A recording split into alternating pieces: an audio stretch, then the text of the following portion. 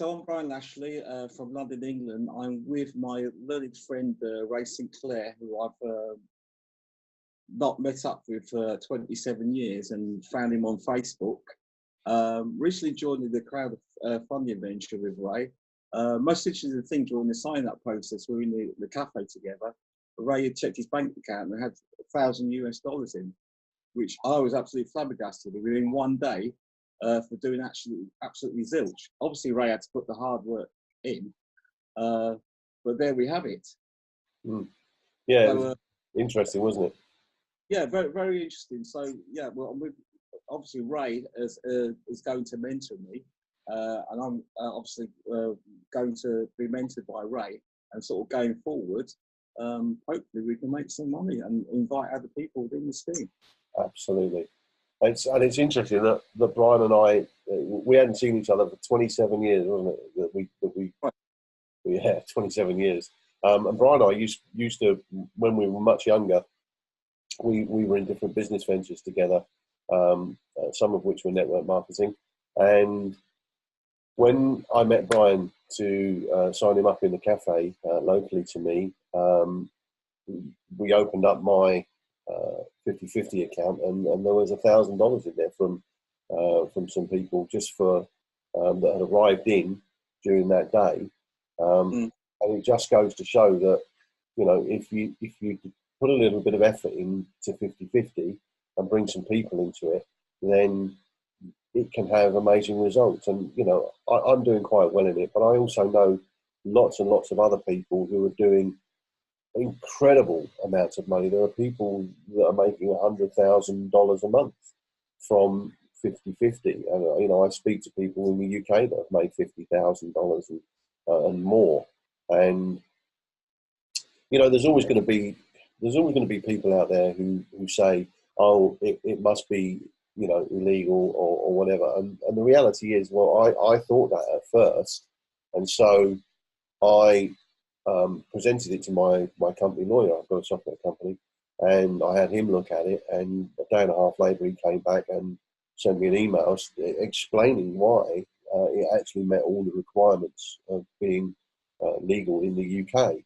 And that for me was quite a big tick, because I obviously wanted to know that it was, if you like, kosher in the UK. And so because of that, I decided that, you know, this was a good opportunity for me to get involved in. And as I do with every other multi-level marketing company that I'm in, and I'm very fortunate to be the top of a network in a global company. I talk to everyone, you know, and Brian and I, as I said, we hadn't met for 27 years, and we did a lot of catching up in 3 hours, didn't we? You know, and part of that is you find out what each other is in, you know.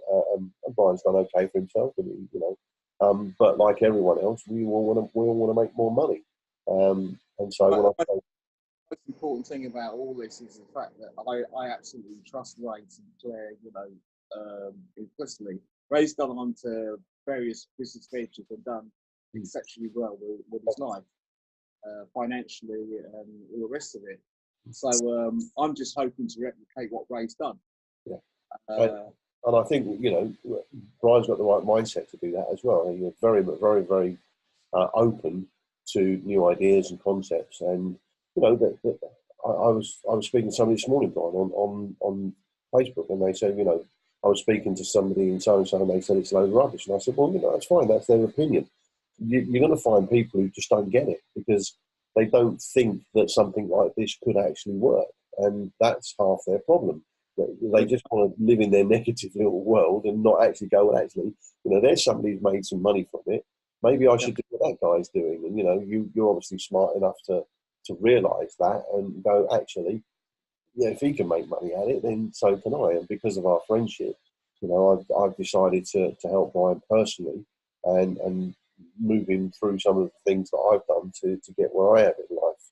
And, you know, I'm not here to impress anybody, but I'm here to impress upon somebody that with a little bit of hard work, you know, because the reality is you don't get anything for free in life, but with a little bit of work at the front end, you know, you can enjoy a residual income from 50/50. And that's what I'm hoping to do. So really with Brian, what I'm trying to do is educate you to do the things that I've done. And they're simple things, they're not difficult things. You know, you just have to be regular with them every day and do certain things every day as part of your daily routine. And then those things sort of start to become a habit. And it's always hard, particularly at the front of doing something new. It's always hard to A, be motivated, and B, actually be motivated enough to do the actions you need to do. However, once you've done those actions for a number of weeks, you find they just become habit and they become very easy to do. And I went through that when I first started out in network marketing. I've struggled because I found it very hard to change and adapt to doing things regularly every day that I had to do in order to get where I needed to be. And if you talk to anyone who's been successful, you'll find that's the case. They were just committed to the routine of doing the same things every day. And they didn't focus on the result of that day. What they focused on often, and I learned to do this because in the beginning I was like, well, I've done 3 hours, why am I not a millionaire?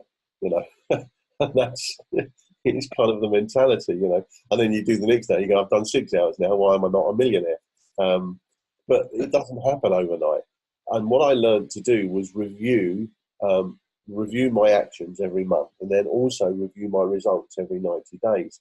And I've learned that in the course of this, of working in this industry for God knows how long, that what you do today yields a result between 30 and 90 days later. Sometimes you get instant results, and that's great, but you tend to find that the massive results of what you do today will come in 30 days or between 30 days and 90 days. And I've had that where I've done some, I've done a lot of calling, or I've done a lot of emailing or whatever, and nothing's happened. And I didn't get despondent. And then a week or 2, 3 down the line, you suddenly find 5 or 6 people pop up on the radar that you spoke to 3 or 4 weeks ago. It's just the way it is. Because sometimes in people's lives, there's a timing thing. And sometimes the timing isn't right. That's all it is.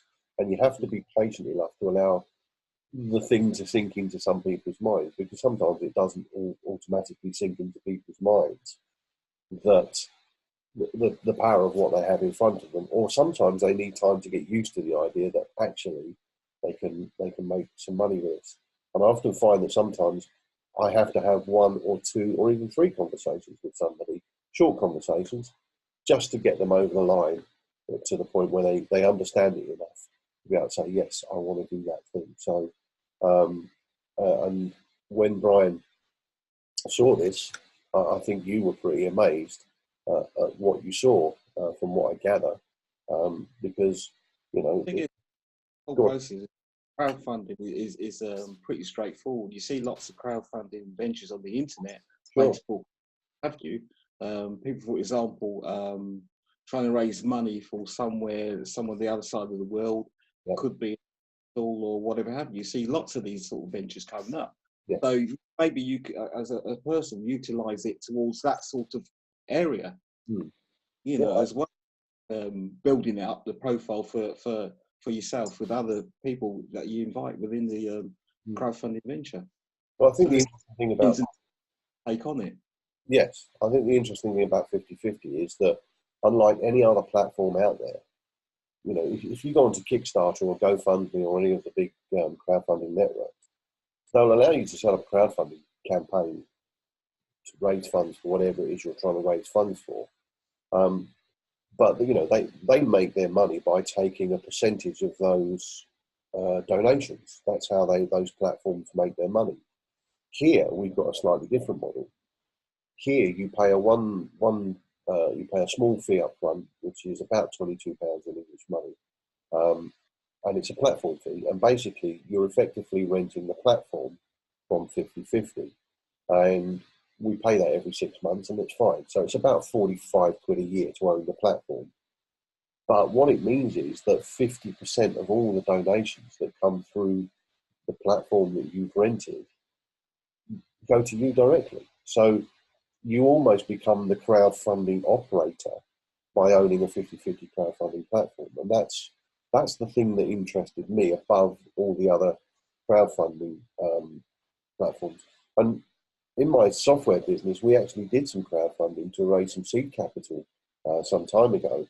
And it was a hell of a process. It was really difficult to actually get our crowdfunding campaign up onto Seeders.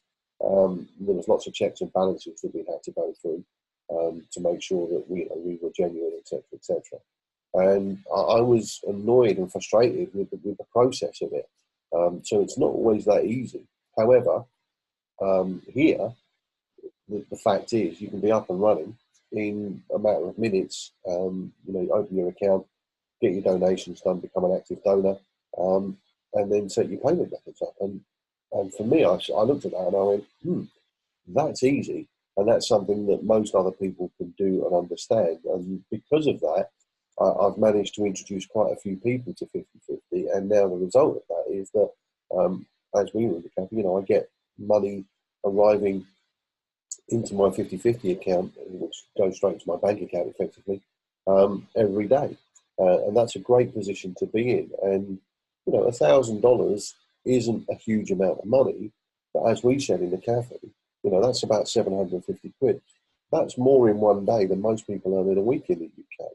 And, that came to me simply because I did a little bit of work at the front end to get some people in and worked with those people to help them along on their journey through 50/50.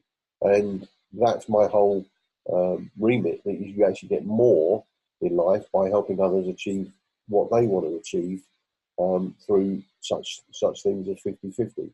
So The reality of this way is the fact that it's the name itself, 50/50, to speak volume. Oh, of course it does, yeah. I mean, they couldn't have given it a better name, in my view. Absolutely. As soon as in that 50/50, thought, well, that makes sense, 50/50. Yes, exactly. And I read too far within the whole process and think, well, okay, what is 50/50? What is that about? But look at the simple things, it's 50/50. yes. And I remember when we were talking that, it probably didn't take me very long to explain the concept to you. And it was a concept that you understood very easily because you could see the potential of it. And I find that 50/50 is very easy to explain to people. You told me yesterday, Brian, that you went to see your son play football and you were speaking to somebody who's already shown an interest in. Yeah. My ex partner from I explained the process. She's very much into multi-level marketing. Yeah. I spent and yes, she's very keen to sign up. Cool. So I'm sure that at some point over the next few days we'll have a conversation with that person and enroll her into the business. So it's not difficult. People can make it difficult by not following a simple plan. But you've already got the right attitude. It's just talk to people and listen. You're going to find people who go, oh, it's not for me, or I don't think it's real, or whatever it is, and it's fine. There's an old saying that a man convinced against his will holds the same opinion still.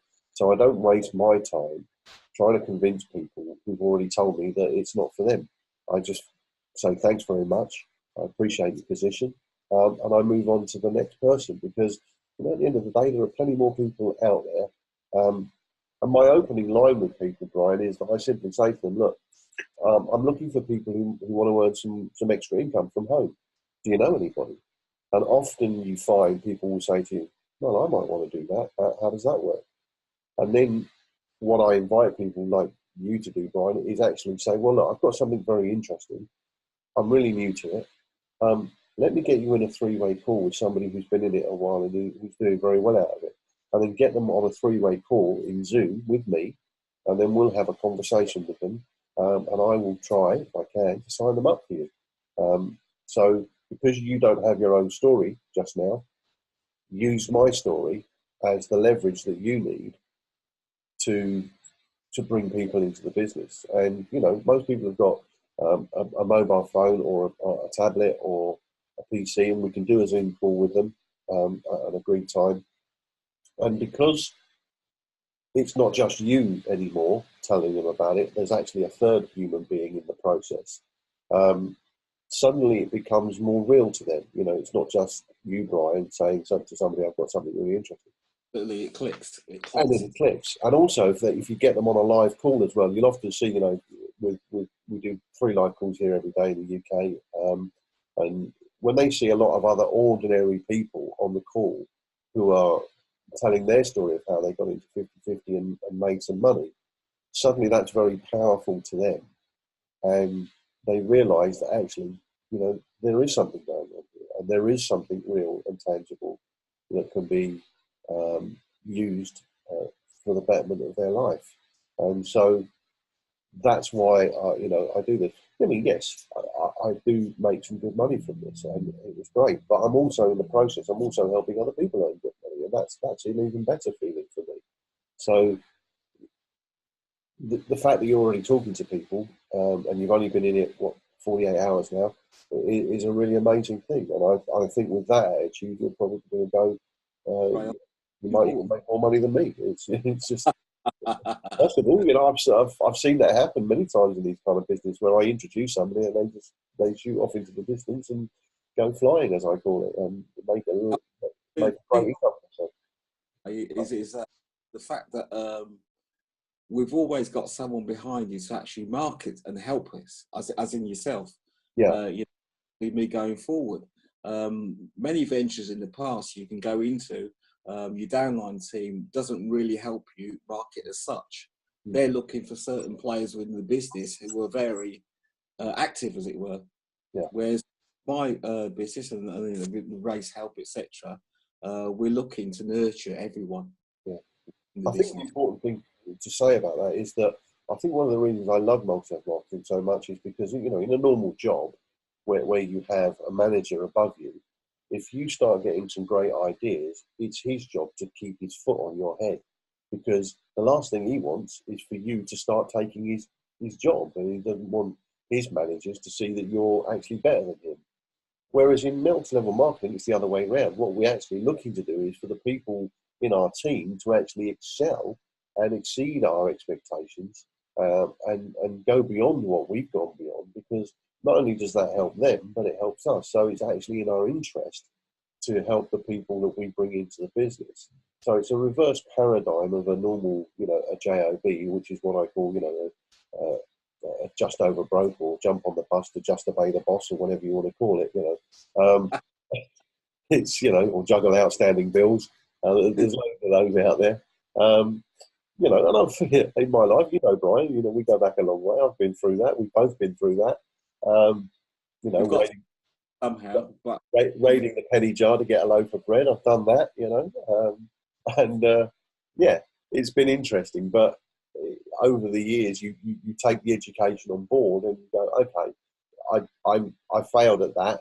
Well, did I fail? No. What I did is I learned how not to do something, and the cost of my education was the money I put into it, or the time that I put into it, or whatever. So the cost of my education over the years has been quite expensive, but the net return on that education has been very, very good. And so I'm quite happy with the cost of my education, so to speak. You know, the benefit of having a mentor in a business is that the mentor has already been through the mistakes and can show you how not to make the same mistakes. You know, the path has been laid out, and that's what I do with people. Is I say, well, okay, I don't recommend you do that because, and then I give them a justifiable reason as to why not, because I've probably already done that thing myself and either failed spectacularly or found a way not to do something, or it's worked. And sometimes I might say, actually, try this because this has worked for me. Apply that. So that's the benefit of having a mentor. And, you know, as I said, you and I go back a long way, and it would give me an immense pleasure to see you, you know, succeed at this, you know, and then leverage that income into, you know, into more income. You know, and I want to put this on the record. This is the big thing, that the big mistake that most people make is they enter into a multi-level business like 50-50, you know, an opportunity like 50-50, and they get money, and then they don't adopt the millionaire mentality. What they do is they go, oh, I've got a load of money, let me see how fast I can get rid of that money. and they go out and spend it on, expensive clothes or buy a new car or whatever it is. And the problem with that is that it gives you an instant gratification. It gives you an instant satisfaction because you feel you've achieved something, because you've got something tangible. Because money isn't really tangible. You can't really sort of touch and feel it. But you've got something physical. You can go, well, I made that because I did this. What I encourage people to do is go, hey, hang on, look, you've got some money. Now let's take that money and let's show you something else that will make you even more money. So you leverage what you get out of 50-50. And believe me, you can get a lot of money out of 50-50, but you can leverage it into other things and other assets that can make you more money. And this is the basic ethos of Robert Kiyosaki, that you should be asset rich rather than cash rich. And what he does is he tries to get rid of cash as fast as he can, because he doesn't like cash. He says cash is trash, and he gets it out into things that will make him money, such as property, investments, and stocks and bonds, and gold and silver. And so I've tried to follow as much as I can the teachings of Robert Kiyosaki and other, eminent people such as Mike Maloney and other guys, to try and leverage the income I have from one or two things into greater things. And it's the hardest lesson in the world for people to learn, because we live in a materialistic society. Every day we're bombarded on television with, buy this thing, get this thing, this is the latest, this is new, this will, grow your hair back, you can have a thing to get rid of your facial. It's all about self-gratification, ego. The best line I ever heard in regards to that was from Fight Club with Brad Pitt. And he just basically said, all they're trying to do is sell us loads of crap we don't need. And it's very true. There's a great song, actually. I'm a bit of a blues guitarist, and there's a great song by a guy called Walter Trout called Turn Off the TV. And it's very funny, but very, very true. You should go and listen to it. And there's a particular line in that song that makes me howl. I won't repeat it on a live video. It's hilarious. And it's true. So I tend not to watch too much television. I try not to watch it at all. I certainly don't watch the news. And when the adverts come on, I switch the sound off because I'm not interested. I don't want to be sold stuff that is all about instant gratification. What I want to do is I want to earn some income, and then I want to take that income and leverage it. Yeah. Going back to the psychology of people and how people interact. I mean, my first thought when I was speaking to Ray is friends and family are going to think, oh, Brian Lashley, what's he's doing, what's he up to now, etc., etc. But the thing is, Ray says, which is sat very well with me, forget friends and family.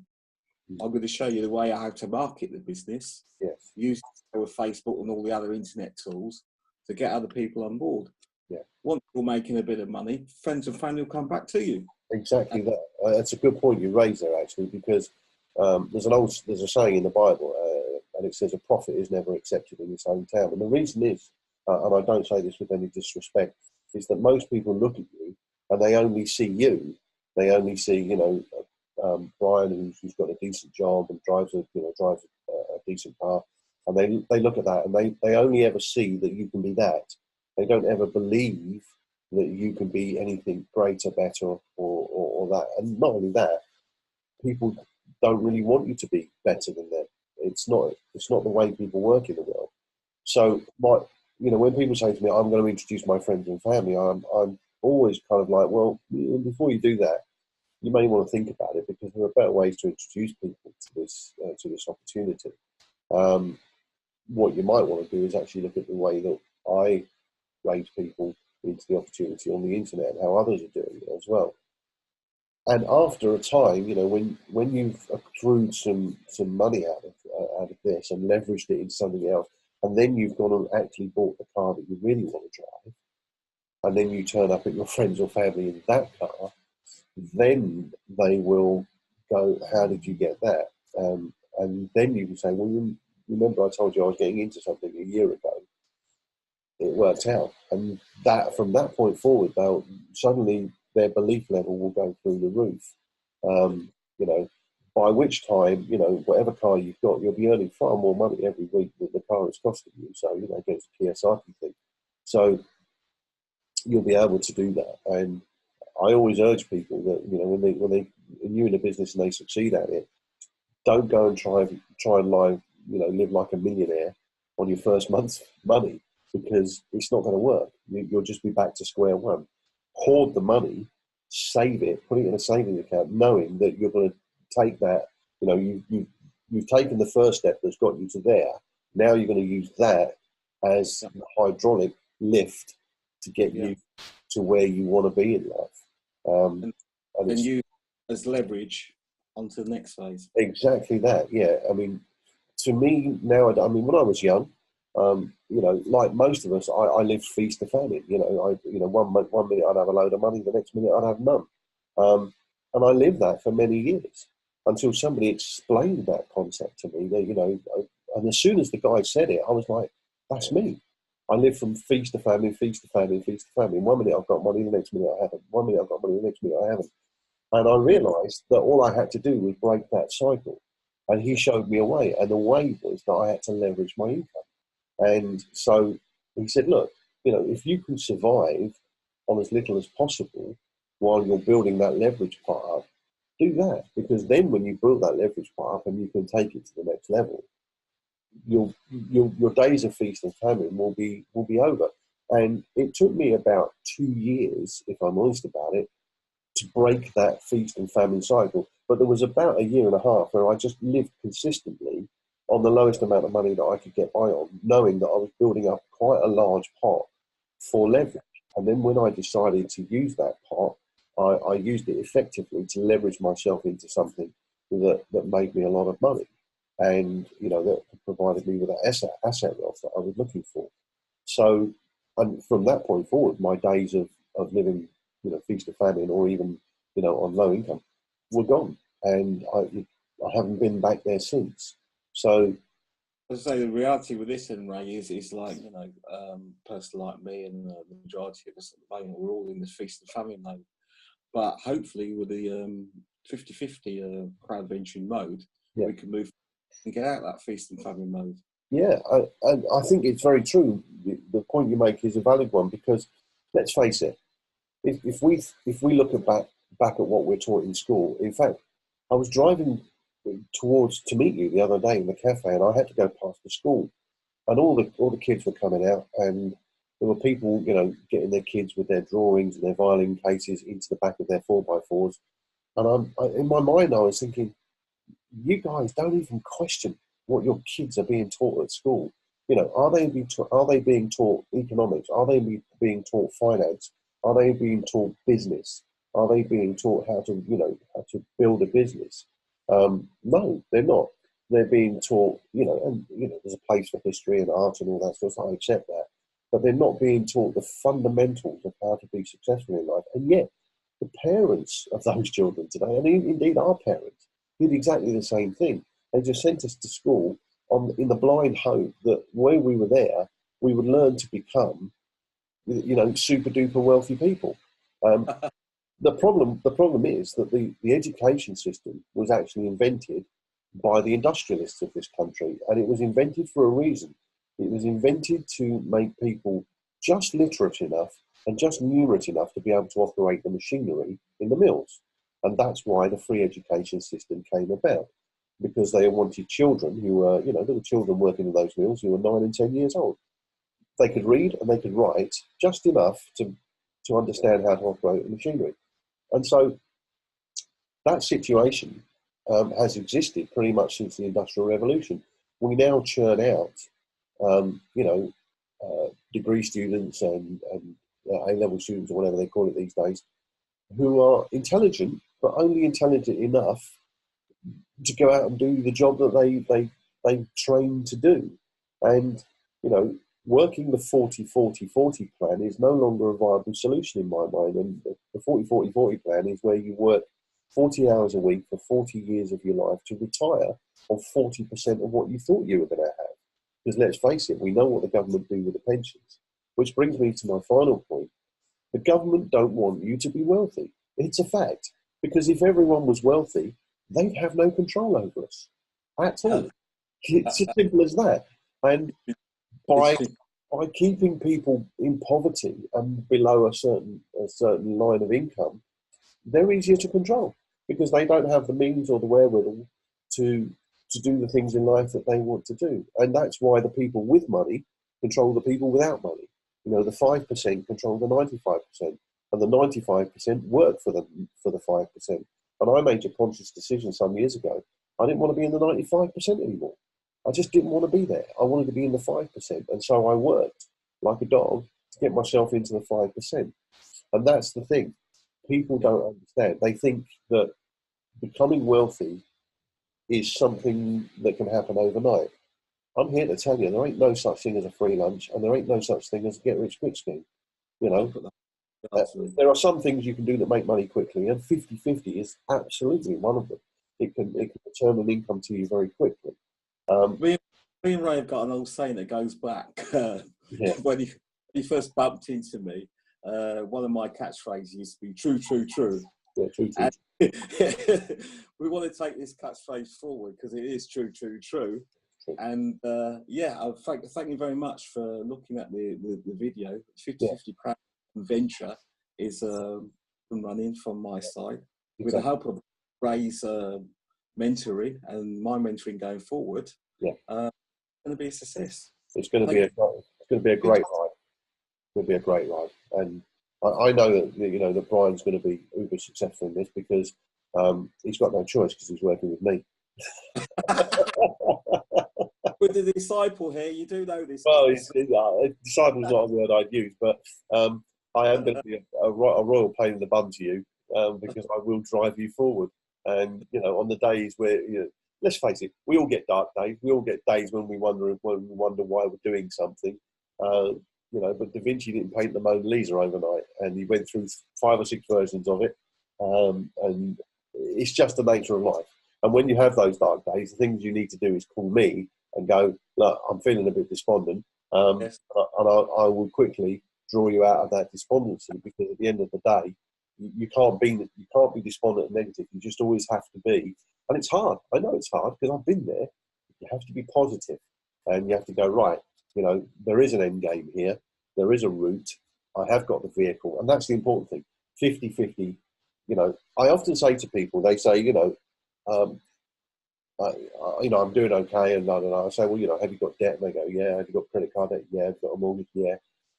And I say to them, well, I'm going to suggest to you that the vehicle you're using to gain financial independence isn't working. It isn't getting you where you need to be. So you need to change vehicle.